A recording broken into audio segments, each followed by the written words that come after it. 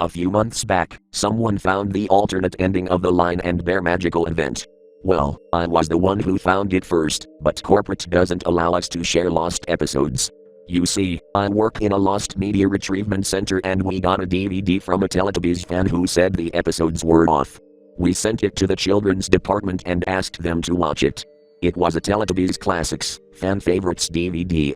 The problem is that the owner was American and the company is British, so we bought an NTSC DVD player and they watched it. Apparently, it was the director's cut as it came with a bonus disc with BBC secrets and the early versions of some of the episodes including Dirty Dog, the episode that had the original ending of The Lion and Bear.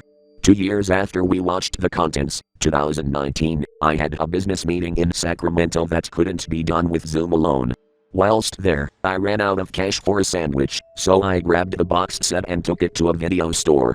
They gave me $25 for it, so I went to the sandwich shop and bought a large Coronation chicken sandwich. It was a British chef's sandwich shop, and forgot about it until July when I found a post online with the alternate ending. I emailed the student and he saw the same things the company did. I didn't ask for it since I had the files, but I did send $5 in pounds so the student could get his money back. I found something on the bonus disc. The Lion and Bear early version. So I converted the files to MP4 and watched it as a group.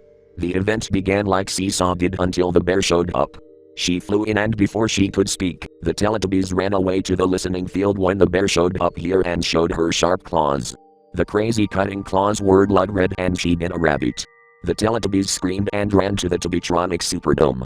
The bear came into the dome via the window and stopped on the Nunu. Oil came out of him as the line showed up. The two started to scheme on how to kill the Teletubbies. They needed a microwave, the windmill and the Nunu. They hid around Teletubbyland trying to scare them like a good old-fashioned jump scare. Lala played with her orange ball and it hit a tree. She looked in the tree. The weird thing was it was in first person and stayed that way for 29 seconds and then the bear popped out, growled and showed the claws again. Meanwhile, Dipsy tripped over a rabbit and fell in a tiny little hole where the line was and he roared and scratched Dipsy in the antenna.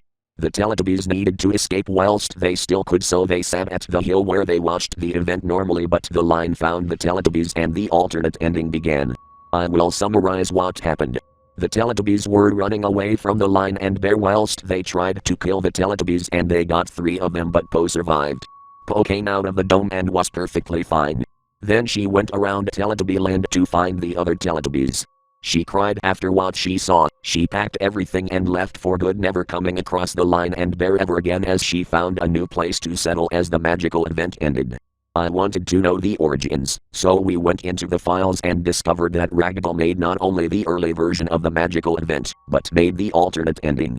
The reason they made it was because if they were stuck in a contract, they could get fired. That was what I thought happened. I had nightmares for weeks and no, we won't release the lost segment due to company policy.